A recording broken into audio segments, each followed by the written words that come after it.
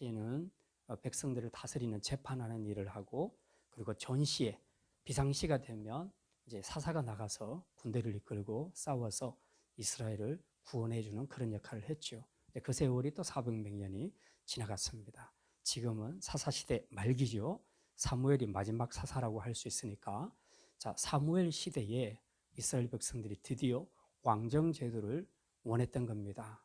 그래서 이 왕정제도는 이스라엘 전체 역사에서 어떻게 보면 굉장히 획기적인 사건입니다. 한 번도 있었던 일이 없던 제도를 지금 가지고 오는데, 그게 성경에 있는 제도가 아니라 세상에 있는 제도를 가지고 들어오겠다는 겁니다.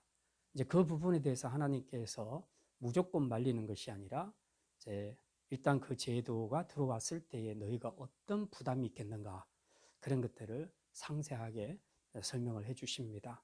하나님이 제일 서운해하고 또 사무엘도 제일 서운해했던 이유 중에 하나가 뭐냐면 왕정제도 자체를 문제 삼은 것이 아니에요. 왕정제도를 삼고자 하는, 갖고자 하는 이스라엘 백성들의 마음의 동기가 아주 불손했던 겁니다. 그게 뭡니까? 그동안 하나님 없이도 이스라엘 백성들은 잘 살았잖아요. 왕 안 세웠어도 하나님이 직접 통치하시는 왕으로서 다스렸거든요. 그러니까 보이지만 않는다 뿐이지 항상 하나님의 인도하심을 받았습니다. 그런데 이제 그 제도가 싫은 거예요. 안 보이는 하나님, 뭔가 우리에게 힘이 안 돼. 뭔가 뭐 봤으면 좋겠어. 보이는 실세가 한번 있었으면 좋겠어. 이게 이제 이방 사람들이 갖는 왕정제도죠. 그래서 보이지 않는 그런 그 권세 있는 왕이신 하나님, 그 하나님보다도 우리는 세상 나라들처럼 그렇게 보이는 왕, 실세가 있었으면 좋겠다.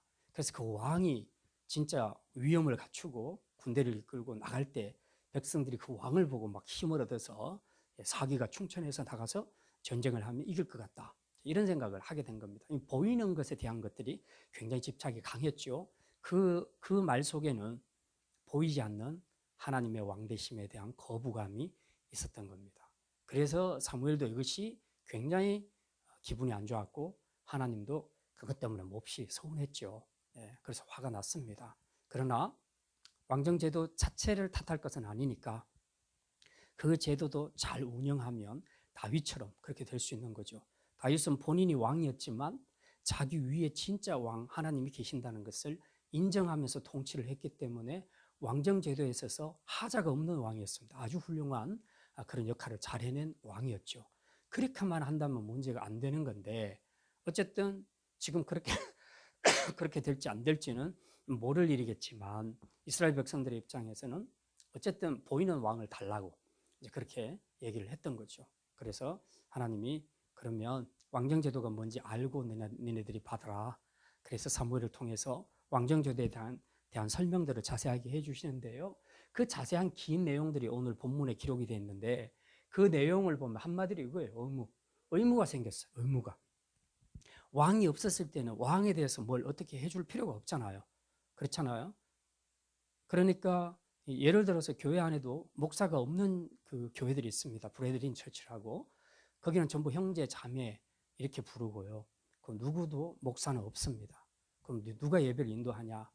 자기들끼리 모여가지고 눈 감고 막 기도하다가 하나님께서 음성을 들려주시면 그 사람이 그날 일어나서 예배를 인도하는 겁니다. 되게 생각해보면 되게 좋은 제도 같은데 굉장히 무질서합니다. 한꺼번에 2명이 막 일어서기도 하고 복잡해집니다. 이러면. 그래서 하나님은 디모데와 바울을 통해서 교회 안에 확실하게 목사와 장로를 두도록 하셨고, 이 제도 아래에서 이제 신앙생활을 할 수 있도록 그렇게 해주셨습니다. 근데 어쨌든 목사가 없으면 그 목사에 대한 의무가 필요 없어지는 거 아니에요? 그죠? 우리가 무슨 자리든지 높은 리더가 생기게 되면 그 리더로부터 우리가 받게 되는 여러 가지 구속도 있고 좋은 점도 있지만 또 거꾸로 리더에게 뭘 해줘야 되는 의무가 생기는 겁니다. 더더군다나 한 나라의 왕이 세워진다면 그 왕은 정말 그 국가를 통치하는 책임자이기 때문에 일단 생명 보존을 해줘야 돼요. 그래서 백성들이 거기에 따른 의무를 다 해야 되는 겁니다. 그럼 이제 그 어떤 의무들을 하는가 오늘 본문에 나와 있는데요. 길게 나와 있는데 요약하면 이렇습니다. 첫 번째는 너희 아들들 왕을 세우면 너희 아들들이 어떻게 되느냐, 지금 그 이야기를 하는 겁니다. 거기 11절이에요. 11절에 보면요, 그가 너희 아들들을 데려다가 그의 병거와 말을 어거하게 하리니 그들이 그 병거 앞에서 달릴 것이며, 아들들을 왕의 병거, 왕의 말과 병거를 어거하는 자로 세운다. 그러니까 지금 왕이 호위됩니다. 왕이 호위됩니다. 호위대를 조직한다는 거죠. 군대는 군대인데 왕만을 호위하는 그런 군대입니다. 일종의 이건 다 징집이죠. 징집이 일어나는데 그래서 왕이 행차할 때 말을 타든 또 병거를 타든 그렇게 할 때 옆에서 이제 보좌해서 가는 거죠. 그러니까 지금도 뭐 대통령 취임식이나 또 외국에서 대통령이 오거나 그렇게 하면 이제 사이드카들이 다 동원됩니다. 그래서 앞에도 승용차, 뒤에는 오토바이, 이렇게 사이드카가 다 붙어가지고 철저하게 왕을 보호하죠. 그 일을 하는데 말하자면 군대가 필요한 겁니다. 남자들이 하죠. 여자들이 못할 거 아니에요. 그래서 징집을 하는 겁니다. 왕의 생명을 보존하기 위해서. 그 다음에 이제 국가 차원에서의 징집이 있습니다. 그게 12절에 나와 있죠. 12절에 보면 그가 또 너희 아들들을 천부장과 50부장을 삼을 것이요. 천부장, 50부장. 천부장은 자기 밑에 1000명이 있다는 뜻이고 50부장은 자기 밑에 50명이 있다는 뜻인데요. 모세 시대에 이미 이 제도가 있었는데 지금 이 이스라엘 사사시대 말기에 이 제도를 왕정 제도에서는 이제 평상시에는 50부장이나 천부장들이 어떤 행정적으로 백성들을 섬기는 그런 일을 담당했고요. 그 다음에 전시가 되면 이 사람들이 군인으로 바뀝니다. 군인 신분으로. 사사하고 똑같아요. 바뀌어서 통솔을 하는데 천부장 밑에는 1000명의 군인들이 있고 50부장 밑에는 50명의 군사들이 있는 겁니다. 그러니까 그 일들을 누가 하냐? 너희 아들들이 하게 될 것이다. 그래서 이 징집이 두 가지 차원에서 나타나게 됩니다. 그래서 너희 아들들이 앞으로 이렇게 군대 생활을 하게 될 거다. 지금도 우리나라는 다 병역 의무잖아요. 병역 의무이기 때문에 대한민국 남자로 태어난 사람들은 특별한 경우를 제외하고는 다 병역 의무를 수행을 해야 되는 겁니다. 그런데 왕정제도가 들어서게 되면 이들도 똑같다는 겁니다. 어떤 이들은 왕의 호위대로 들어갈 것이고 어떤 이들은 국가 차원에서의 징집의 대상이 될 겁니다. 그렇게 해서 또 필요할 때에 그런 훈련들을 받게 되고 전쟁이 일어나게 되면 천부장, 50부장, 100부장 뭐 이런 사람들의 명령을 따라서 이제 전쟁을 하게 되겠죠. 그 전에는 이런 일들이 없었는데 이제는 전격적으로 이걸 제도화하게 된다 하는 백성으로서는 그런 부담이 있는 겁니다. 지금도 부모님들이 막 이렇게 우리나라 군대가 하도 좀 이상한 부분이 많으니까 군대 보내면서 굉장히 마음이 안 편하죠. 그러니까 할 수만 있으면 안 보냈으면 좋겠다는 그런 생각이 드는데 이스라엘 백성들에게도 왕정제도가 들어오면서 이제 이런 징집의 의무가 생기게 된 겁니다. 그 다음에 두 번째로 이제 딸들입니다. 딸들은 왕정제도에서 어떤 일을 하게 될 것인가. 12절에 하나 더 빠졌네요. 딸들을 하기 전에. 자, 징집의 의무가 있고 노동의 의무가 있습니다. 그게 12절 하반절에 있습니다. 보면 자기 밭을 갈게 하고 자기 추수를 하게 할 것이며 자기 무기와 병거의 장비도 만들게 할 것이요. 그래서 이 아들들, 남자들을 대상으로 해서 지금 노동을 하게 하는 겁니다. 이제 밭을 갈고 또 추수도 하게 하고 그렇게 하고 자기 병거, 이런 무기 이런 것들도 다 점검하는 그런 일을 하게 했다는 거죠. 그래서 아들로 태어나게 되면 이 의무에서 제외될 수가 없었다. 백성들로서는 상당히 부담이 되는 이제 그런 제도라 하는 것을 지금 알려주는 겁니다. 두 번째로는 이제 딸들입니다. 딸들은 13절에 나와 있죠. 뭐라고 합니까? 딸들은 향료 만드는 자, 요리하는 자, 떡 굽는 자, 향로,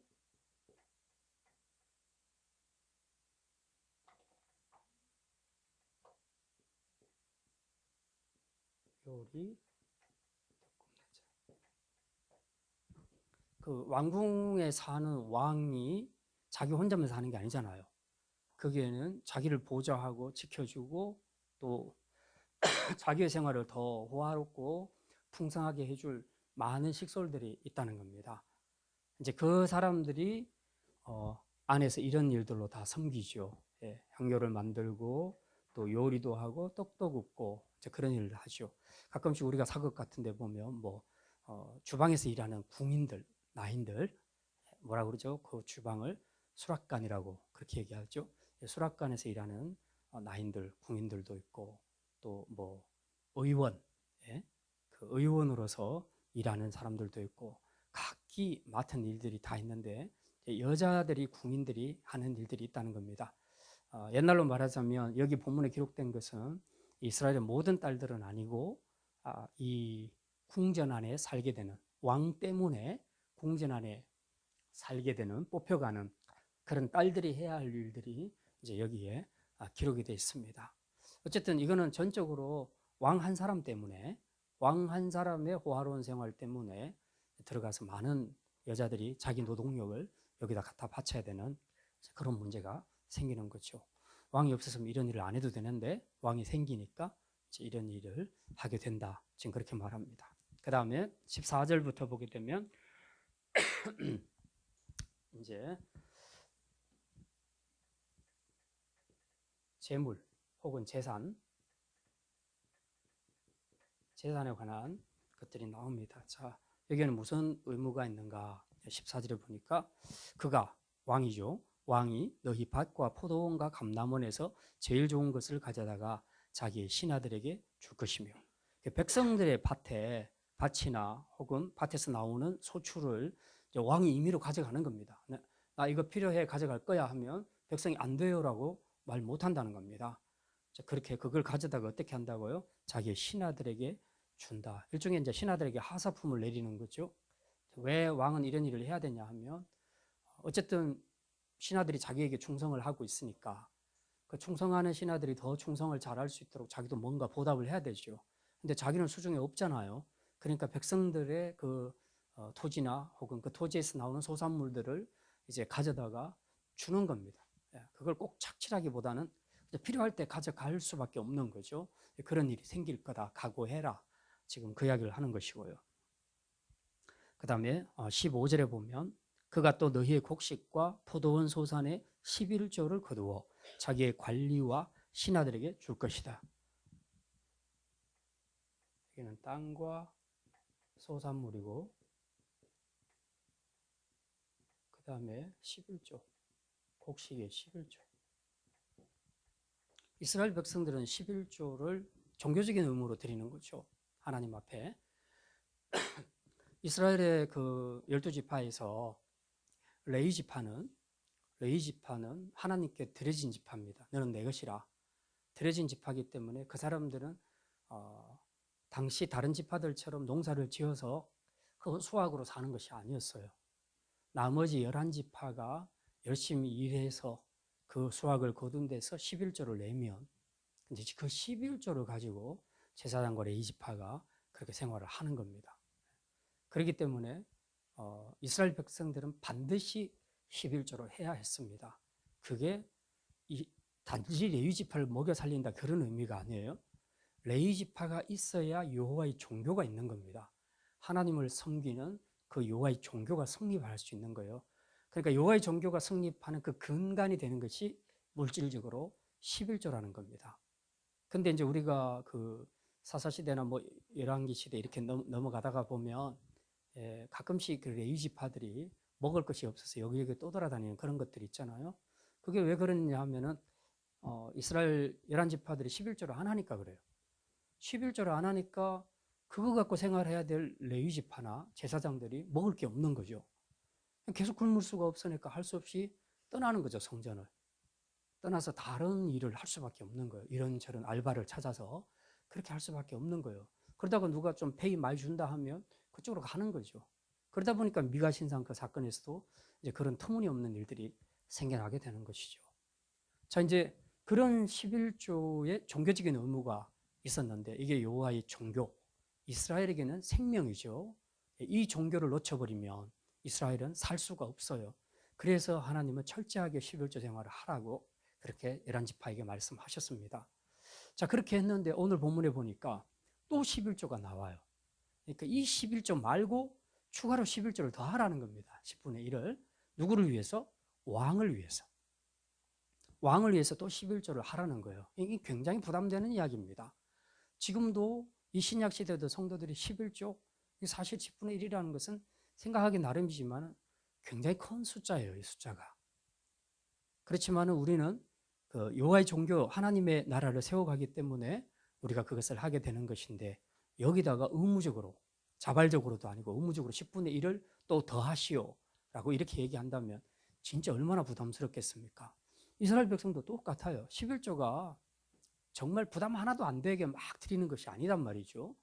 모든 사람들은 신구약 백성들 동일하게 다 11조를 드릴 때 나름대로는 다 부담이 있어요. 부담이 있어도 진짜 가만히 생각해 보니까 이게 전부 하나님 거고 하나님이 주신 은혜고 그리고 여호와의 종교가 서야지 내가 서는 것이고 이런 것들을 생각하니까 기쁨으로 드리는 거죠.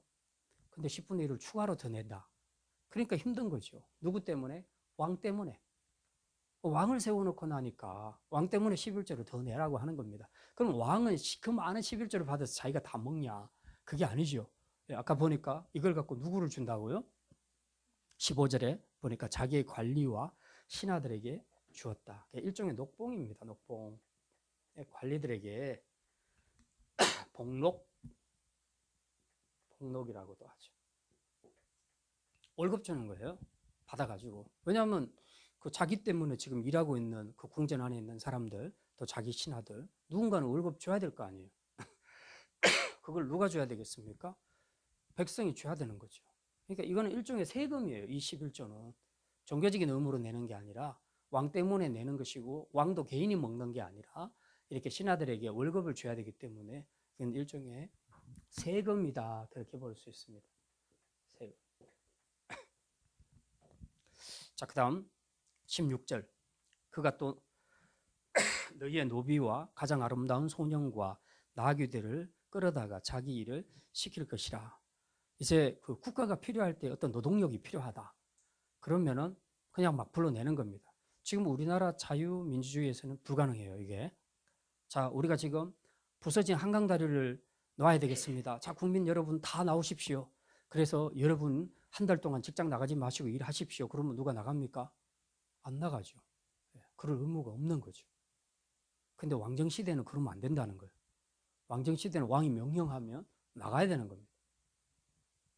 여기 보니까 노비도 나가야 되고 아름다운 소년. 이제 소년은 두 가지로 해석을 해요. 하나는 젊은 청년이라는 의미가 있고 또 하나는 황소로 해석되기도 합니다. 히브리어 자체가 발음이 너무 비슷해서 어떤 학자는 황소일 것이다. 어떤 학자는 젊은 청년일 것이다. 그렇게 해석하는데 뭐가 됐든지 관계없어요. 한 가지 분명한 것은 16절에 보니까 사람이건 짐승이건 필요하면 전부 노동력으로 다 갖다 바쳐라. 이게 왕정제도에서 요구되는 것이었다는 겁니다. 그 다음 마지막으로 17절에 보니까 너희의 양떼의 10분의 1을 거두어 가리니 너희가 그의 종이 될 것이니라.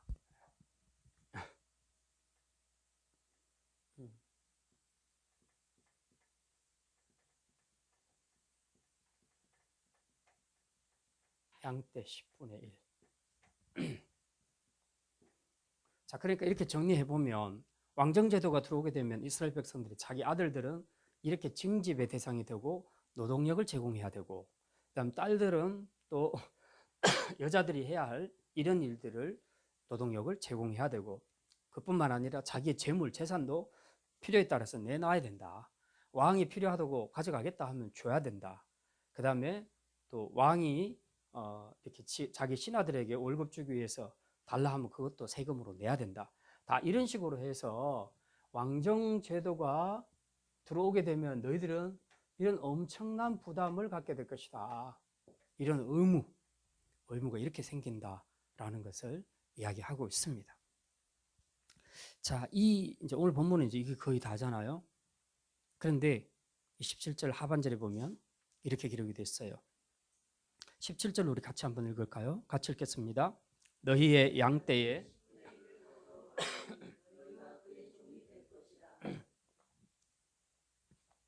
이 모든 것 사무엘이 다 설명하고 난 다음에 결론이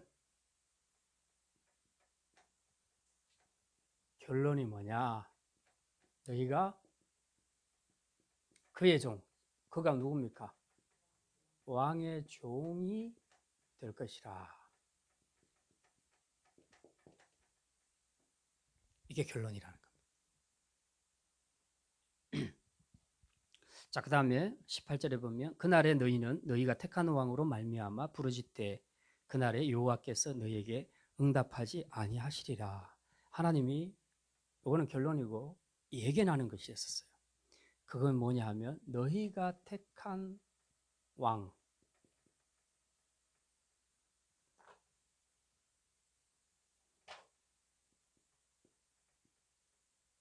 왕 때문에 너희가 엄청 고난을 많이 당할 것이다. 그때 부르짖어도 내가 안 듣는다. 내가 듣지 않겠다. 이렇게 말씀합니다. 이게 이제 사무엘이 이스라엘 백성들에게 전해주는 마지막 결론이었어요. 왕정 제도가 들어오게 되면 결론, 너희는 왕의 종이 될 거야. 둘째, 분명히 너희가 택한 왕 때문에 엄청 고난을 많이 받는 그런 상황이 오게 될 거야. 그때 너희들이 틀림없이 나에게 부르짖을 건데 없다. 나는 그때 대답하지 않겠다. 하나님께서 이렇게 말씀하시는 내용이죠. 자, 그랬더니 이 내용들을 다 듣고도 백성들이 뭐라고 대답합니까? 19절과 20절 같이 읽습니다. 백성이 사무엘의 말 듣기를 거절하여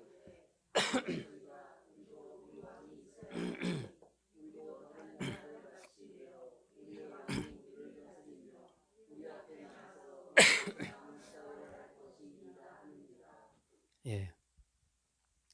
자, 사무엘이 이렇게 왕정 제도가 가져오게 될 여러 가지 부담 이런 것들을 설명했음에도 불구하고 이스라엘 백성들은 끝까지 왕을 달라고 그렇게 얘기를 하죠. 하면서 우리도 왕이 있어야 되겠습니다. 우리도 다른 나라들 같이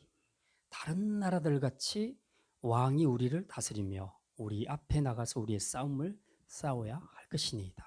지난 시간에 잠깐도 말씀드렸지만 다른 나라들 같이 사람들의 심리 속에는 신앙인들의 심리 속에 그런 것들이 있다는 겁니다. 세상 나라, 세상 속에 살아가는 다른 이방인들, 잘 사는 이방인들, 또 세상 사람들이 살아가는 그 사람들의 삶의 모습을 보면서 나도 저렇게 살고 싶은데 그런 마음이 있다는 거죠. 근데 그게 영적으로 봤을 때 내가 사는 길이 아니고 죽는 길일 수 있는데 그럼에도 불구하고 여전히 세상적으로 봤을 때는 매력적이라는 거죠.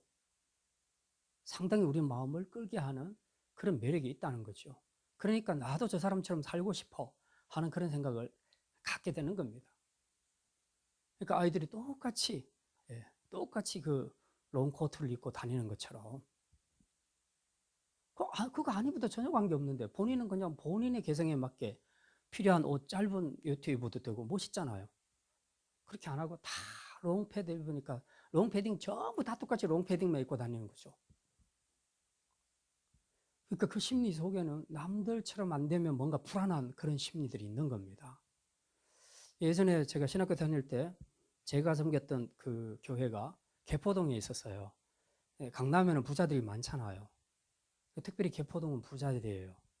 그래서 개가 포니를 탄다 해서 그 당시에 개포동이라고 그런다 하더라고요. 진짜 부자들이 많더라고요, 보니까.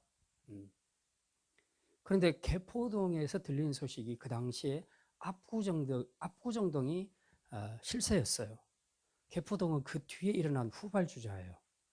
그래서 지금은 개포동이 굉장히 파워가 세졌습니다. 압구정보다 더 세요, 지금. 근데 압구정동에 사는 사람의 이야기를 제가 들은 적이 있습니다. 이건 실제로 있었던 일인데 어떤 사람이 시골에서 모든 재산을 다 정리해가지고 자기 소원이 우리나라에서 최고 부자들이 모인 당시에 압구정동에 현대아파트라고 있어요. 예, 압구정 역에 딱 내리면 있습니다. 현대아파트에 들어가서 사는 것이 자기 소원이었어요. 그래서 자기 재산 다 팔아가지고 와가지고 이제 현대아파트에 들어간 겁니다. 막 들어가는 순간부터 어깨에 힘이 들어가고 막 너무 이제 자부심이 생긴 거죠. 좋다고 하고 그렇게 생활을 했는데 몇 달 딱 지나면서 그때부터 이게 유지하는 것도 보통 다른 사람들처럼 살아야 되잖아요. 이제 아파트만 바꾸면 되는 게 아니라 거기에 맞는 또 차도 또 바꿔야 되잖아요. 예. 거기 살면서 뭐 저처럼 예전에 티코 이런 거 탈 수는 없잖아요. 현대 아파트에 살면서. 예. 그러니까 뭐 최고 외제차를 뽑고 막 이제 이런 식으로 했던 거죠. 그러다 보니까 돈이 바닥이 난 거예요. 그런데 돈이 없으니까 우리 생각에는 안 되면 그 정리하고 다시 싼 아파트로 가면 되잖아요. 근데 그 자존심이 그걸 허락을 안 하는 거예요. 그래서 계속 거기서 살기로 한 거죠. 그러면서 하루 세끼 라면을 끓여 먹었다는 거예요. 실제로 있었던 실화입니다. 예. 도대체 이게 뭔가? 이게 뭔가? 똑같은 그 부자 아파트에 사는 게 뭐가 그렇게 대단하다고. 다른 사람들은 모르죠. 라면 먹고 나왔는지. 예.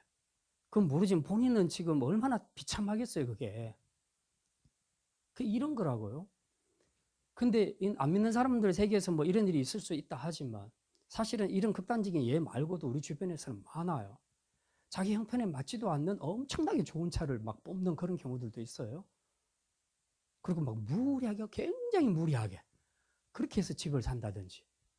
어느 정도 갚을 수 있는 능력이 아니라 너무 아닌 그런 것들을 하는 이면에 우리 마음속에는 뭐가 있냐 하면 나도 좀 괜찮은 사람의 레벨에서 좀 그렇게 살고 싶어 하는 그런 마음들이 있다는 거죠. 이스라엘 백성들이 왜 우리도 다른 나라들처럼 왕이 있었으면 좋겠다. 자기들은 눈으로 보니까 자기 나라 이스라엘 빼고는 전부 왕이 다 있거든요. 그리고 왕이 보니까 한번 전쟁에 출정하게 되면 막 그 위세가 굉장하거든요. 엄청나게 호위병들도 많고 왕이 한번 명령 내리면 쫙 나가는데 끝내주거든. 근데 이스라엘은 그게 없는 거라. 그게 없어. 그러니까 우리도 다른 나라들처럼 왕이 있었으면 좋겠다고. 그게 너무 부러웠던 거죠. 근데 이 사람들이 뭘 놓친 거예요? 진짜 세상의 그 모든 왕들은 그렇게 힘주고 나갔지만 둘 중에 하나는 죽잖아요. 싸움하면. 양쪽 나라 둘 중에 하나는 죽잖아요. 전쟁에서 패하게 되죠. 하나님은 한 번도 진 적이 없어요. 하나님이 나가시면. 항상 이겼습니다. 이스라엘이 어떤 위기에 있었을 때도 하나님은 항상 자기 백성을 건져주신 거예요. 그래서 이스라엘의 전쟁은 그냥 전쟁이 아니에요. 여호와께 속한 전쟁이라. 하나님이 나가시면 끝나는 거예요. 그런데 이렇게 해서 승승장구했음에도 불구하고 이걸 다 봤음에도 불구하고 여전히 마음속에는 뭡니까? 보이는 왕이 필요해.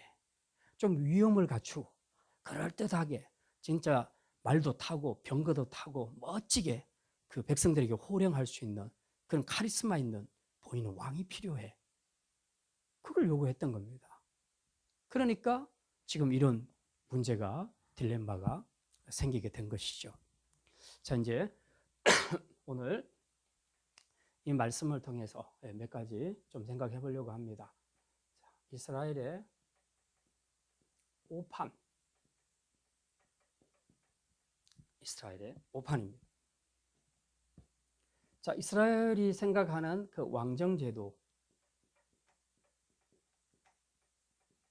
왕정제도에 대한 이스라엘의 기대치가 있었죠.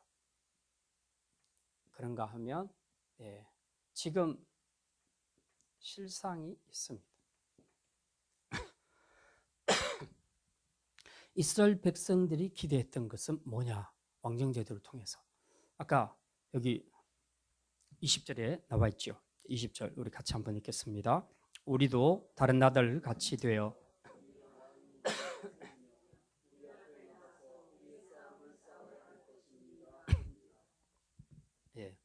우리도 다른 나라들처럼 보이는 왕이 있으면 그 왕이 우리를 다스릴 뿐만 아니라 우리 앞에 나가서 우리의 싸움을 싸우게 될 것입니다. 다른 나라들을 보니까 왕이 다 그렇게 하는데 이기더라 이거죠. 힘있게 보이더라는 거죠. 그래서 그들은 세상 왕을 통해서 세상의 왕을 통해서 어떤 힘을 느낀 겁니다. 힘을 느꼈어요. 저게 힘이다. 저거 필요하다.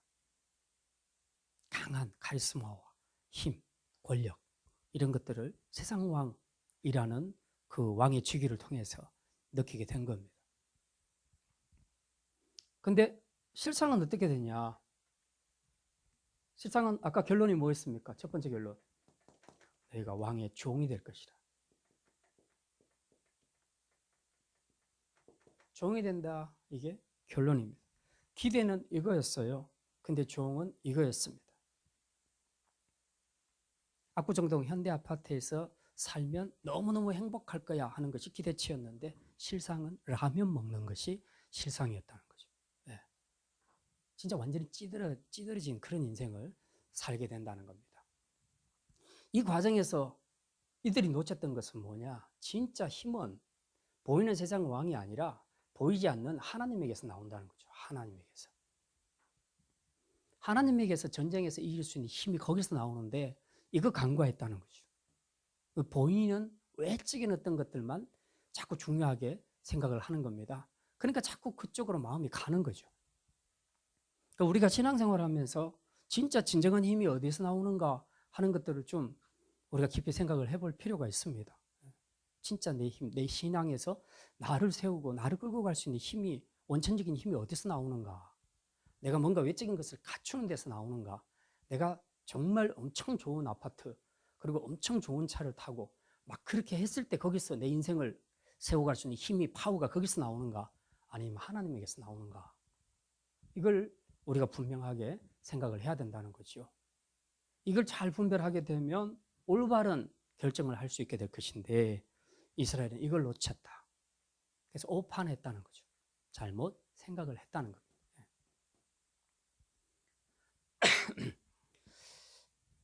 그리고 이 종이란 것은요, 별로 좋은 거 아니잖아요. 이스라엘은 오랫동안 종살이 했죠. 어디서? 애굽에서. 몇 년 동안? 430년 동안. 아주 종하면 지긋지긋할 거예요. 종살이. 우리는 일제 36년 식민지에 있어서도 그냥 일본 일자만 나와도 다들 그냥 막 부르르 떨잖아요. 그 아무 관계 없는 축구나 야구해도 무조건 이겨야 돼. 지면 절대 안 돼. 막 난리를 하는 거지. 벌써 우리 안에 그런 상처들이 있단 말이죠. 그런데 이스라엘은 애굽에서 430년간 종노로 됐어요. 그때 이 종살이에 대해서 얼마나 거부감이 컸겠습니까? 상처가 많았겠습니까? 근데 자기들은 지금 이렇게 가면 자유할 줄 알았어요. 근데 하나님이 사무엘을 통해서 주신 말씀 뭐냐? 종된다, 너희들. 또 종될 거다. 누구의 종? 왕의 종이 될 것이다. 한 개인, 왕의 종이 될 것이다. 그렇게 말씀합니다.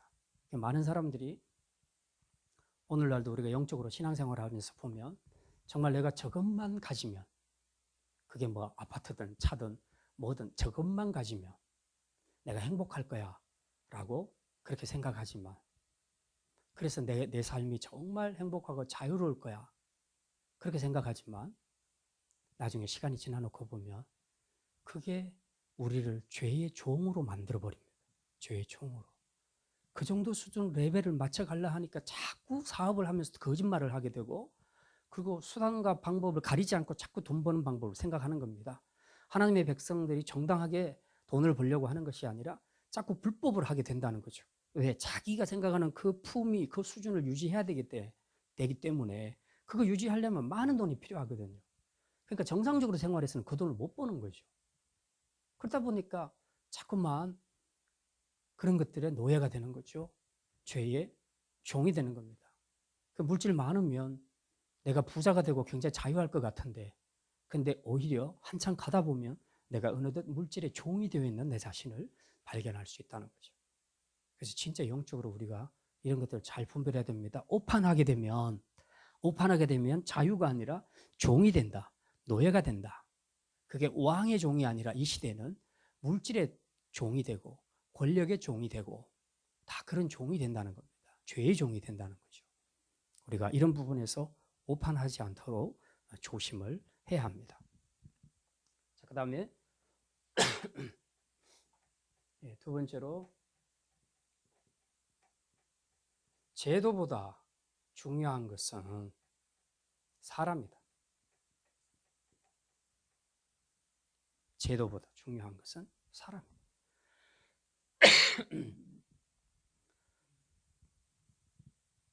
여기 아까 17절 우리 보니까요. 그랬죠. 너희가 그의 종이 될 것이라. 또 18절 그날의 너희는 너희가 택한 왕으로 말미암아 부르짖되. 택한 왕으로 말미암아 왜 부르짖죠? 왕이 어떻게 하는데? 왕이 어떻게 하길래 백성들이 부르짖어요? 억압하고 착취하고 폭정을 행하는 겁니다. 왕에게 주어진 권력을 가지고 그 힘을 가지고 오바해서 사용하는 거죠. 근데 절대 왕정 시대에는 왕이 오바를 해도 제어할 장치가 없어요. 지금 우리나라도 대통령제는 뭐 상권이 분립돼 있다 해도 그래도 대통령제라 제일 강해요, 파워가. 근데 내각제로 들어가게 되면 상당히 달라지게 되는데 힘이 절반은 빠져버리게 돼요. 자, 근데 이거보다 대통령제보다 더 강한 것이 절대 왕정제도란 말이죠. 그러니까 오죽했으면 루이 14세가 뭐라 그랬습니까? 짐이고 국가다 그렇게 말했어요. 내가 국가다. 그럼 모든 것은 내 마음이야. 이 이야기를 하는 거죠. 그 정도로 절대 권력이었습니다. 절대 왕정 시대의 왕은 절대 권력을 가지고 있었다는 거죠. 자, 그렇게 하다 보니까 원래 왕의 품이나 왕의 해야 할 그 역할들이 있는데 그 역할들을 넘어서서 오바해서 해서는 안 될 선까지 가는 그런 폭군 왕들이 있었다는 거죠. 우리나라에서도 뭐 연산군 같은 사람, 이런 사람들은 완전히 그냥 피바다를 만들어 버리잖아요. 네. 그 왕의 이 권력을 아무도 못 막는 거죠. 절대 왕정 제도에서는. 근데 왜 그런 일이 생기는가? 왜 그런 일이 생기는가? 이스라엘은 신정국가잖아요. 신정국가임에도 불구하고 왕을 세워놨더니 우리가 열왕기 상하를 공부해보면 왕 중에서 이상한 왕들이 있지 않습니까? 예. 북이스라엘에서는 대표적으로 이건 진짜 왕도 아니야 하는 왕이 누굽니까? 아합. 예. 아합 왕 같은 사람.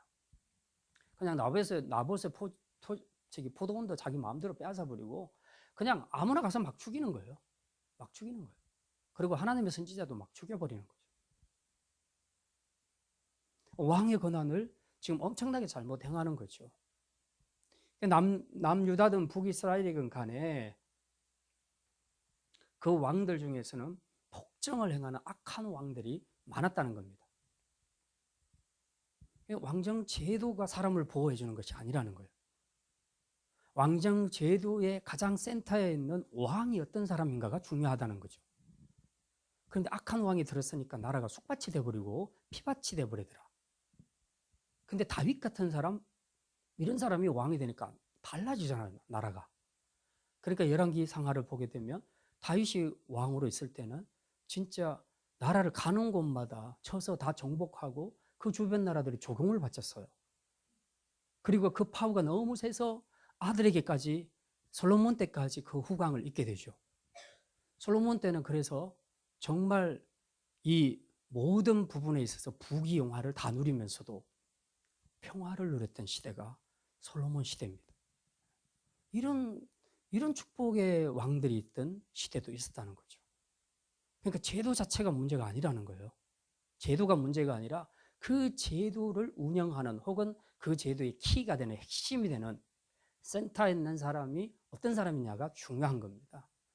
지금 우리나라도 막 법을 많이 뭐 이렇게 법을 고치니까 이런 피해자가 나오고 또 법을 또 이렇게 고치니까 저런 피해자가 나오고 막 나오는데 한계가 있어요.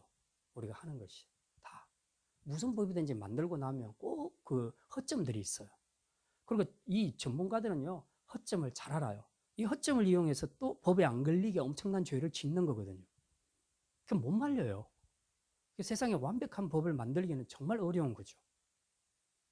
근데 완벽한 법을 안 만들어도 세상이 살기 좋은 나라가 될 수 있는 게 있어요, 길이. 그게 뭐냐?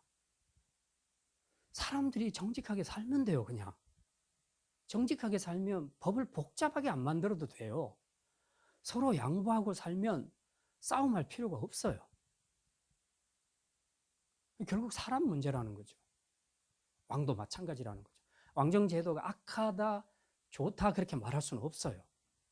그냥 단지 이스라엘 백성들은 진짜 왕 대신 하나님을 거부하고 세상 왕을 달라 했기 때문에 왕정 제도가 문제 있는 것처럼 보이지만 왕정 제도 그 자체로 문제 있다고 말할 수는 없는 거예요. 왜? 다윗 같은 왕을 보니까 왕정 제도 아래서도 훌륭하게 하나님의 왕되심을 드러내면서 백성들에게 선정을 잘 베풀었지 않습니까? 그러니까 이런 왕이라면 왕정 제도 있어도 무슨 관계 있겠어요? 그렇잖아요. 그렇지만 인간은 죄인이라 이걸 놓쳤다는 거죠. 왜 사람이 중요한가? 사람은 죄인이라는 거죠. 그게 왕이든 누구든 관계없어요. 모든 인간은 다 죄인입니다. 그래서 이 죄성이 발동할 때는요, 죄성이 발동하게 되면 다 필요 없어요. 왕도 필요 없고 목사도 필요 없고 다 필요 없어요. 죄가 다 나오게 돼 있어요. 그게. 그래서 사람은 못 믿는 거예요. 여러분도 저를 믿으시면 안 돼요. 사람은 절대 믿으시면 안 돼요. 우리는 하나님과 그분의 말씀만 믿으면 돼요.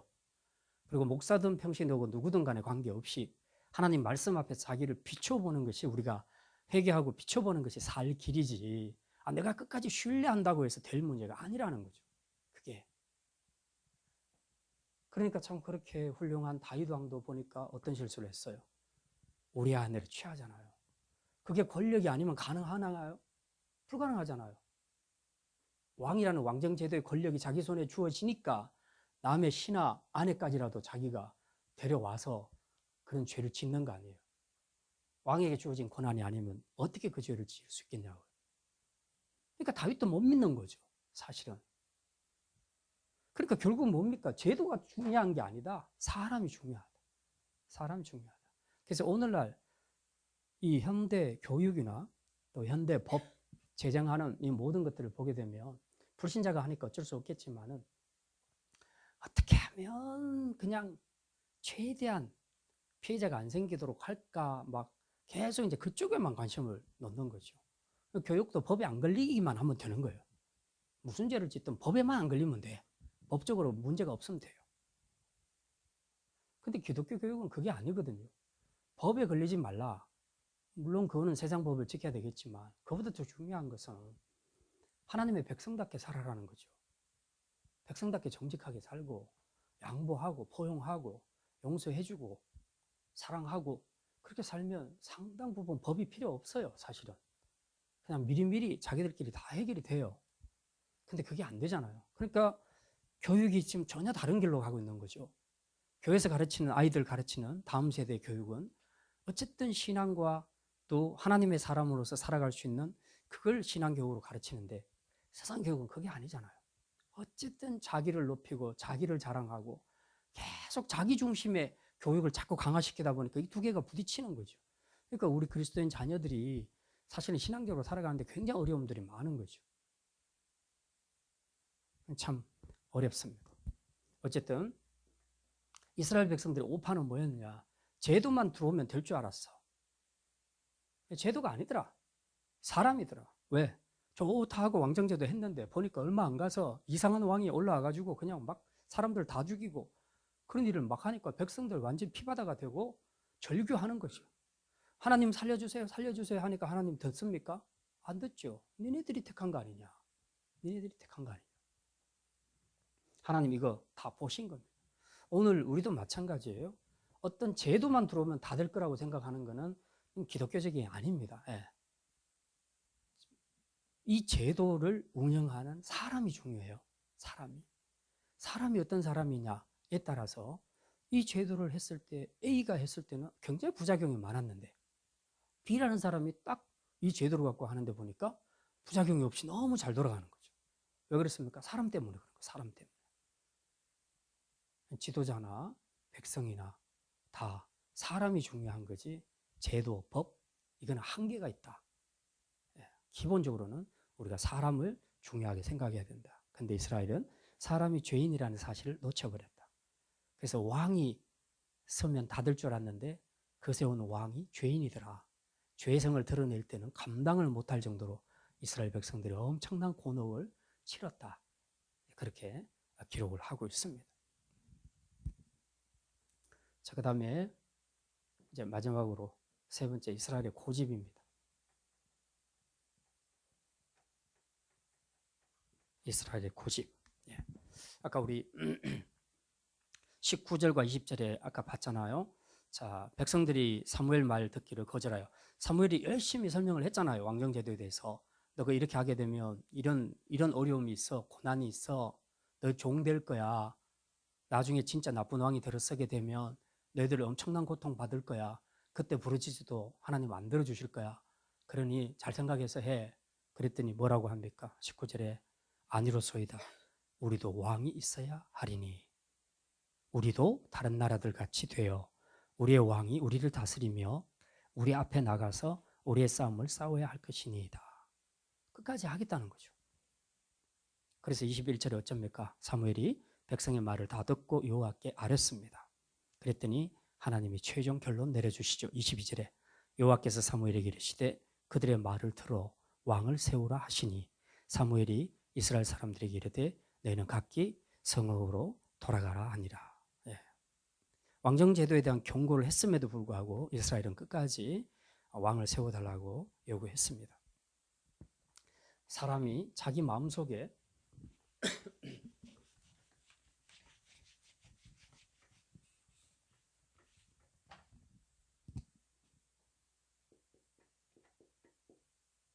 욕심이 딱 자리 잡기 시작하면 그다음부터 어떤 말을 해도 안 듣습니다. 고집을 피우게 되어 있습니다. 그러니까 내 안에 있는 강력한 욕심을 제어하지 못하게 되면 이제 그때부터 우리는 절제력을 잃어버리게 됩니다. 이성이 마비됩니다.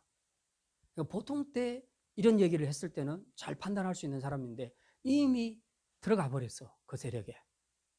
제가 어릴 때 그 야바이 했던 거 얘기했잖아요. 초등학교 1학년 때 소풍 간다고 줄 서 있다가 야바이 아저씨가 와가지고 여기 선에다가 바늘 꽂으면 뒤로 해서 그 선 안에 바늘이 들어와 있으면 7배를 준대요. 그래서 제가 10원짜리를 내고 70원을 땄어요. 그러니까 얼마나 기분 좋아요. 그래서 또 한 번 더 한 거예요. 두 번째도 또 땄어요. 140원 번 거죠. 야, 신났다. 근데 세 번째 하니까 그때부터 읽기 시작하는데요. 몽땅 다 잃었어요. 완전히. 그 판돈 저한테 어마어마한 판돈인데, 예. 소풍 간다고 어머니가 주신 용돈을 그 야바이 하는데 다 날려버렸거든요. 근데 그 어린아이의 마음속에 물질에 대한 탐욕이 있었던 거죠. 예. 이 탐욕을 지금 포기를 못 하는 거죠. 주위에서 친구들이나 이런 애들이 와서 하지 마, 저 속임수래, 하지 마라고 얘기하는데 나는 이미 2번 땄단 말이죠. 그러니까 더 따고 싶은 거예요. 절대로 이럴 거라고 생각을 안 했던 거죠. 그렇게 해서 끝까지 해가지고 결국 다 날려버렸죠. 그러고더니 이제 소풍도 못 가고 울고 불고 하니까 이제 선생님 찾아와가지고 야바이 아저씨 찾아냈어요. 예. 그래가지고 그 사람한테 돈 돌려주라 하고 막 이렇게 시끄럽게 해가지고 이제 아무튼 울면서 소풍 간 기억이 있는데요. 예.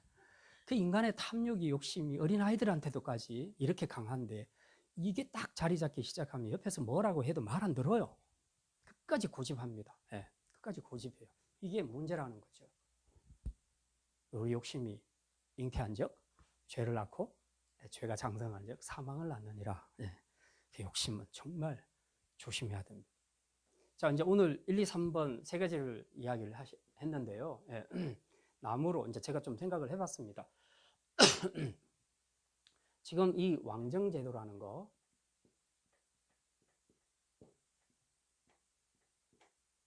이 왕정제도에 대한 오판이죠. 예. 오판이 있었습니다. 이건 일종의 열매라고 내가 본다면 이 열매가 계속될 수 있었던 것은 이런 고집이 있던 거죠. 고집. 이스라엘 백성들이 고집이 있는 겁니다. 이 고집 속에서 이 오판이 같이 열매를 같이 맺게 돼요. 근데 이 고집을 뿌리 깊이 내려가 보면 여기에 뭐가 있냐? 불신앙이 있습니다. 이게 핵심이에요. 핵심. 불신앙의 뿌리에서 인간의 죄성이 탐욕에 의해서 고집으로 나타나게 되고요. 이 고집이 결국 어떤 것을 판단할 때 오판하게 만든다는 겁니다. 이런 탐욕이. 이게 참 문제라는 거죠. 참 어렵습니다. 우리가 이런 부분들을 잘 조절하지 않으면 정말 우리도 한순간에 이렇게 될 수 있다는 거죠. 제가 목회를 하면서 상담을 이제 많이 하다 보면 학생들 또 청년들 그다음에 우리 장년부 이렇게 이제 다양한 주제를 가지고 상담을 하게 됩니다. 학생들은 주로 이제 공부 아니면 진학 문제로 많이 이야기해요. 제가 뭐 어쨌든 공부했던 사람이니까 이제 그런 부분들에 대한 이야기를 하죠. 그래도 본인들의 생각이 있으니까 또 본인들이 내 말을 다 들어도 또 본인들의 생각대로 공부하고 본인들의 생각대로 진학을 해요. 예. 그래서 뭐 그건 자기 자유니까 냅둡니다. 자, 이제 청년 때 대학교를 졸업하고 직장에 들어가려고 하는데 이거 갖고 이제 상담을 하는 친구들이 있어요. 상담을 하면서 제가 그렇게 얘기합니다. 어쨌든 1년에 주일 한 번도 나올 수 없는 직장에 들어간다면 아무리 많은 보수를 준다 해도 그건 신앙적으로 네가 잘 결정을 해야 되겠다. 그렇게 얘기를 해요. 본인들 지금 갈등되는 거예요. 그 직장에 들어가면 예배를 드릴 수가 없어.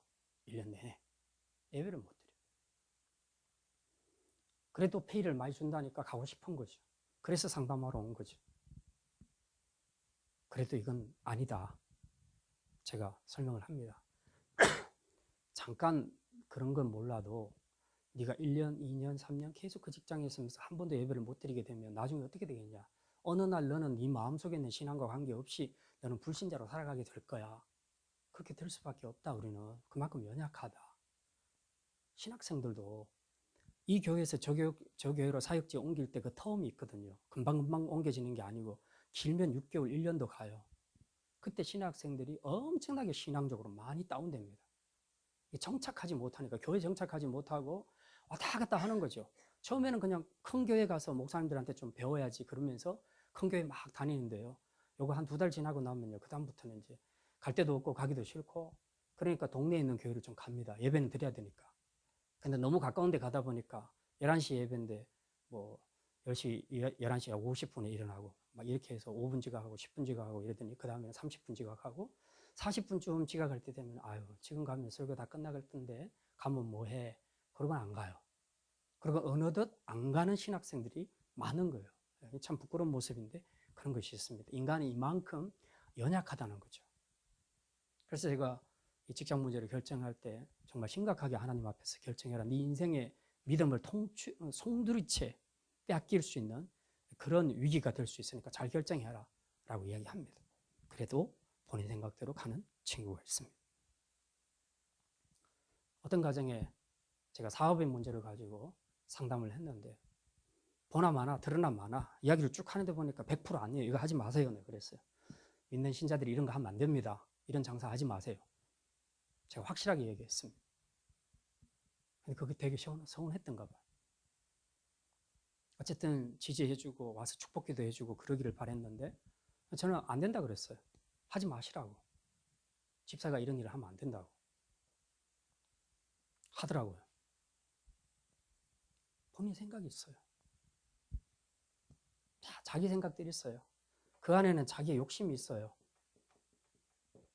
근데 그 뿌리를 타고 들어가 보면 밑에 이게 깔려 있어요. 하나님 말씀대로 살겠다는 생각보다는 자기 방식대로 살겠다는 거예요. 왜? 다른 사람들처럼 자기도 그렇게 살고 싶은 거죠. 그렇게 살고 싶은 거죠. 참 어려운 문제입니다. 어떤 분이 좀 오래됐는데 아무래도 자기는 이혼을 해야 되겠대. 왜 그렇습니까? 뭐라고 얘기해요. 이해는 할 수 있습니다. 제가 볼 때는 아니더라고요. 이건 아닙니다. 집사님이 더 성숙하시니까 이 부분을 놓고 기도하시고 지금 집사님에게서 문제되는 부분을 먼저 고치십시오. 그렇게 하고 난 다음에 또 이야기합시다. 그분은 제 말 들었어요. 그래서 지금 화목하게 다시 잘 회복이 됐습니다. 우리 안에는 상담을 할 때에 정말 상담을 통해서 내가 하나님의 뜻을 발견하리라. 발견한 그 하나님의 뜻 앞에서 내가 순종하리라 하는 마음으로 상담하는 사람보다 잘못된 결정을 할지라도 목사님이 나를 지지해주고 나를 위해서 기도해주기를 바라는 이런 마음이 더 많더라고요. 보니까 생각보다. 그러니까 상담을 할 때 너무 제 마음이 아픈 거죠. 아, 내가 그냥 저 사람들 죄 짓는 거 위로하려고 내가 서 있는 사람인가? 그게 아닌데 나는 정말 하나님의 뜻대로 저들이 바르게 살기를 내가 그렇게 상담을 해주고 싶은데 참 안타까운 거죠. 예. 결국은 자기 고집이 강한 사람들, 욕심이 확실한 사람들은 가더라고요. 결정하더라고요. 자기 생각대로. 그리고 결과는 100%였습니다. 제가 상담해 준 결과는 제가 생각한 그대로 그들은 실패했어요. 오판? 이게 어디서 나왔느냐? 다 고집, 욕심 여기서 나온 거예요. 근데 이건 어디서 나왔냐? 보면 불신앙에서 나와요. 결국 신앙적으로 살고 싶은 욕망보다 불신앙적으로 살아도 자기가 생각하는 어떤 그런 다른 사람처럼 잘 살고 싶은 그 욕망 때문에 결국 이런 오판을 하게 되더라는 거죠. 오늘 말씀은 여기까지 마치겠습니다. 우리가 살면서 많은 결정을 할 수 있게 되겠지만 우리 신앙이 이런 내 안의 탐욕과 그리고 고집 그리고 그런 것들이 뿌리가 되는 불신앙에서 이런 것들이 진행되게 된다면 정말 이스라엘과 같은 이런 운명, 이 열왕기 상하의 역사를 보면 왕 때문에 얼마나 많은 고통을 당했는지 알 수 있죠. 이제 이것이 오늘 우리에게 좀 거울이 되어서 우리가 믿음의 생활을 할 때에 뭐 제도 탓, 누구 탓, 뭐 이런 거 하지 말고 첫째 하나님 앞에서 내가 신앙으로 선택하고 결정하는가 이런 것들을 우리가 생각할 수 있는 그런 지혜로운 사람이 되기를 주님의 이름으로 축원합니다.